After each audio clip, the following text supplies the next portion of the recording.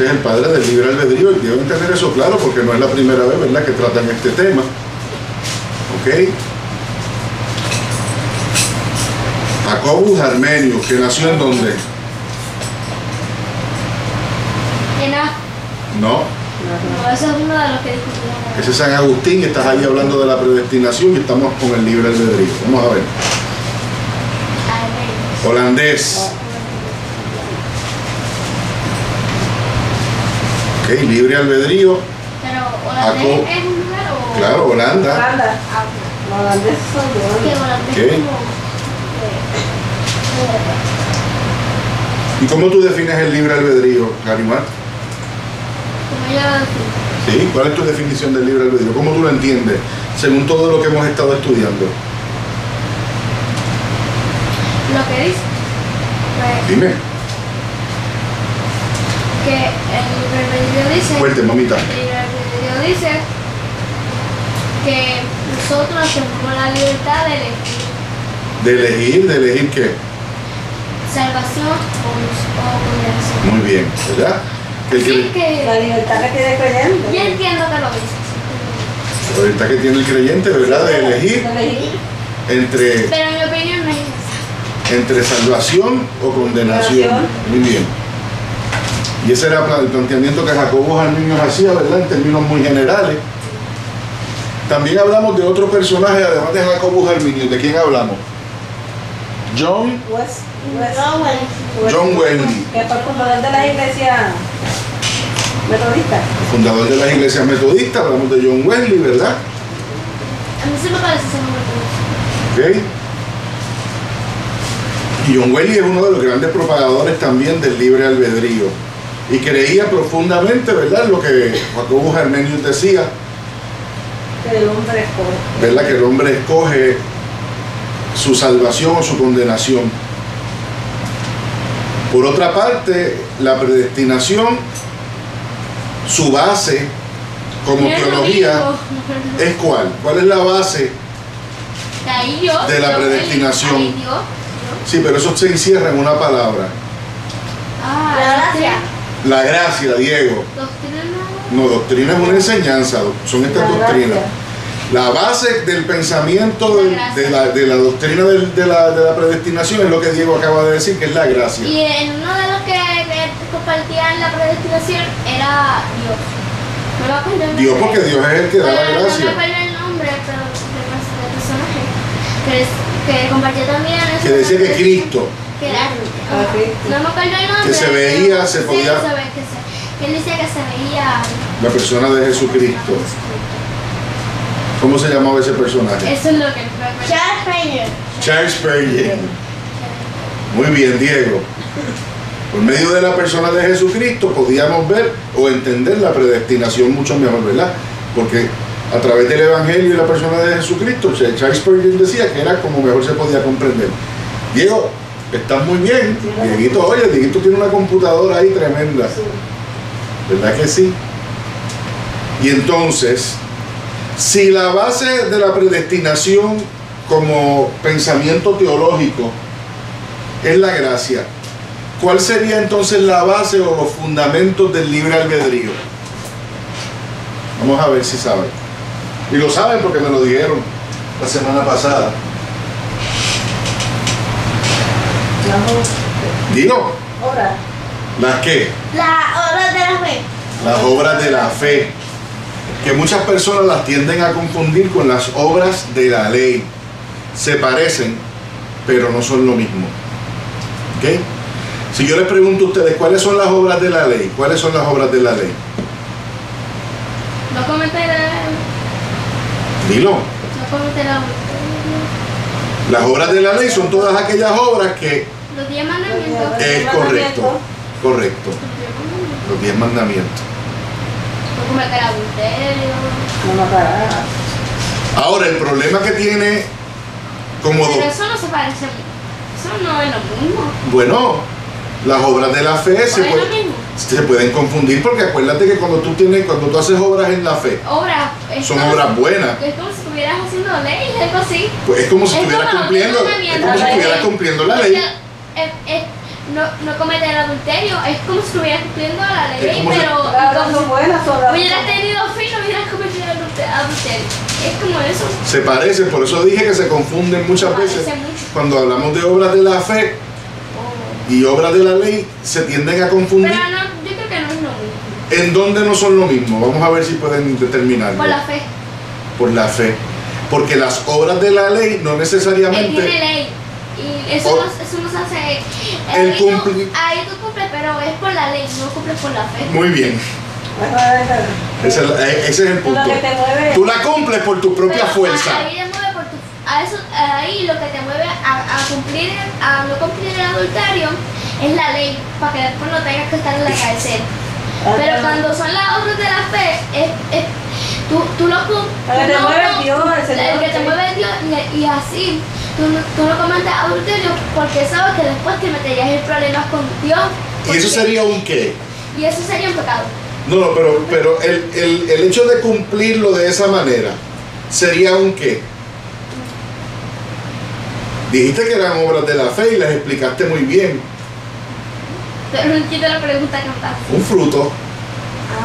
Todo lo que nosotros hacemos, que es producto del fruto del Espíritu Santo, Es un fruto. es obra de la fe. El problema que tiene el libre albedrío como doctrina es que tiende a poner las obras de la fe primero y luego la fe. ¿Entienden? Y cuando tú pones las obras de la fe primero, ¿qué es lo que realmente estás haciendo? Importante. Estás buscando el cumplimiento de la ley. Así que estás entonces, no estás en las obras de la fe, estás en las obras de qué? De la ley. De la ley. ¿Ves? Vamos, clarito. Como Clary lo acaba de explicar. Eso se parece mucho, pero Eso no se es lo parece, mismo. pero no es lo mismo y se presta a mucha confusión. Por eso es bien importante que Yo nosotros... me lo imagino porque se parecen. Pero es que la fe y la ley no es lo mismo. La fe y la ley no son lo mismo, pero ambas están íntimamente relacionadas. Para hacer el ¿Por bien. qué? Para hacer el bien. Porque las dos, la fe es para hacer el bien y la ley también es para hacer el bien. Muy bien, el Y las propósito... dos se parecen, pero no es lo mismo, porque la fe viene del Espíritu Santo y la ley viene de las personas. No, del mundo. la ley viene de Dios, la ley es santa, pero el tratar de cumplirla sin Dios viene No se puede, del no se mundo. puede. es la carne. Es la carne.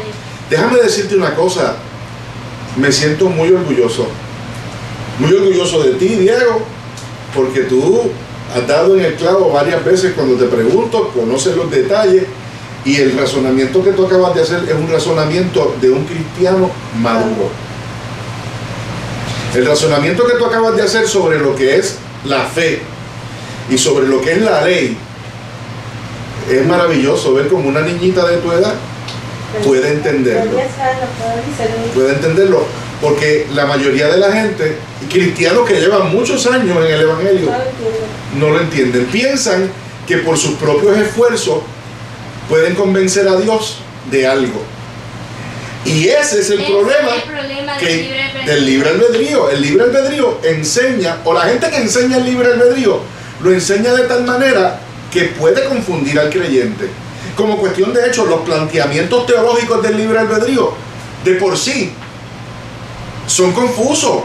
Son confusos, sí, Porque recuerden la definición cuando decía que Dios conoce, pero ¿qué? pero no controla. Pero no controla. Eso Y eso es un grave problema. Después Y eso para- lo prende el mundo. Y después eso se va a transmitir. Otro elemento de la definición que tenemos problema con ella es que Dios no ¿qué? Que yo. Volviste, No. no. Nadie No interviene. interviene.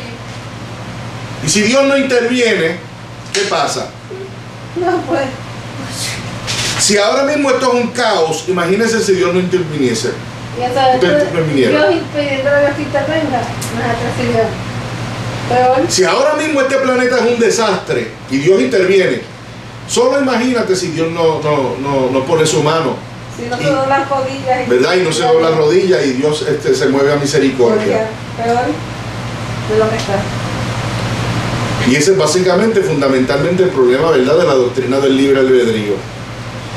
Y nosotros hemos llegado a la conclusión de que el hombre tiene libertad, sí, Sí. pero tiene libertad de elegir a Dios. Eso no tiene libertad. Tiene Tiene libertad. libertad para unas cosas, pero para otras no. Entonces, ¿cuál sería la libertad que tiene el hombre? ¿Para qué? Para arrepentirse. Muy bien. Diego, puedes participar porque Dieguito cuando va a abrir la boca, pero ya Clarimar se le adelantó. ¿Verdad? El hombre tiene capacidad para... Arrepentirse. Sí. Eso sí es cierto. ¿El hombre puede elegir a Dios? No. No. El Señor es el que elige al hombre. ¿Ok? ¿Dios puede separar al hombre para salvación? Sí. Claro. ¿Por qué? Porque Él es Dios. Porque Él es Dios y Puede eso... hacer lo que Él quiera. Porque Él es Dios, porque Él puede hacer lo que Él Soberano. quiera. Él es... Y... Espérate. Omnisciente. No, soberano. Soberano. Controla. ¿Y cómo? Soberano. Es soberano. Es soberano. Y como Dios es soberano, Hace como quiere, con su ¿verdad? quiere. no es que Él sea un dictador, es que Él sabe cómo debe de actuar. Así que hemos concluido hoy, el hombre elige ser salvo. No. No. Vayan al Salmo 53. Salmo 53, No, papá. versículo 1 al 3, y lo va a leer Clarimar. ¿Versículo qué? Del 1 al 3. Salmo 53. Ok, te llego. ¿No lo tiene Diego?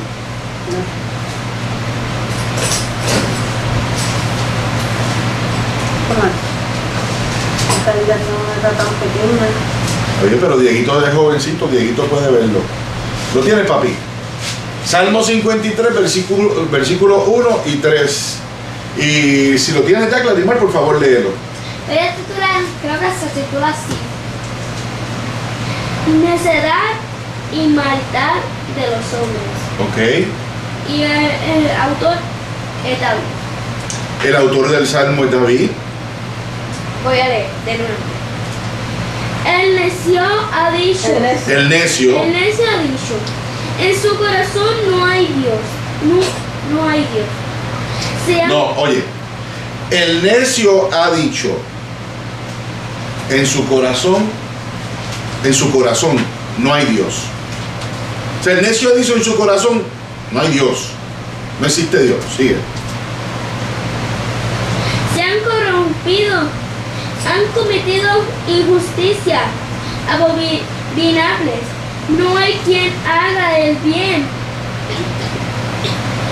Dios ha mirado desde los cielos sobre los hijos de los hombres para ver si hay alguno que entienda, alguno que busque a Dios. Todos se han desviado a una.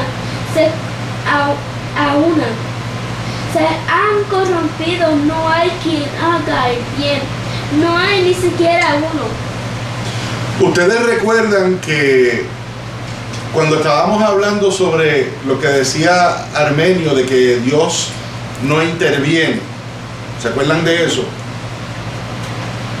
Yo les había dado como ejemplo a ustedes que las personas que no creen en Dios creen eso porque si Dios fuera, Esto no creen en Dios. Aquí, ellos mismos dicen- dice el necio, ¿qué dice el necio? que en su No hay corazón Dios. Que no hay Dios.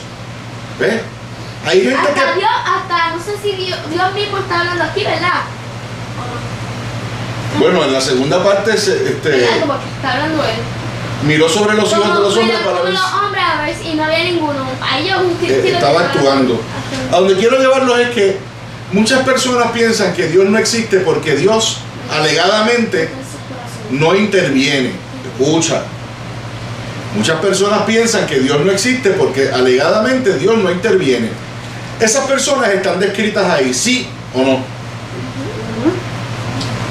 Ahora, ese planteamiento es un planteamiento peligroso porque es muy similar a lo que Armenio decía. Dios no interviene. Aunque Armenio está hablando de otra cosa, se puede malinterpretar y llegar hasta ese punto. Vamos Pero a Armenio nunca dijo que Dios no existía.